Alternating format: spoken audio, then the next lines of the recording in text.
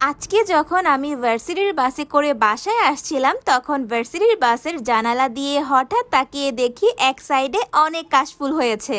এইটা দেখে আমি সাথে সাথে বাস থেকে নেমে একটা দৌড় দিয়ে কাশফুলে চলে গিয়েছিলাম। অবশ্য যাব নাই বা কেন বলো, মেয়ে মানুষ বলে কথা, কাশফুল দেখবো আর কাশফুলে গিয়ে ছবি তুলবো না, ভিডিও করব না, এইটা তো ভাই অসম্ভব ব্যাপার। কাশফুলে গিয়ে আমার মনে হচ্ছিল ইস, আমি যদি আজকে শাড়ি পরে আসতাম তাহলে অনেক ভালো হতো। পরে মনে পড়লো এখন যে গরম পড়েছে এই গরমে শাড়ি পরে কাশফুলে আসলে আমি নিশ্চিত অজ্ঞান হয়ে যেতাম।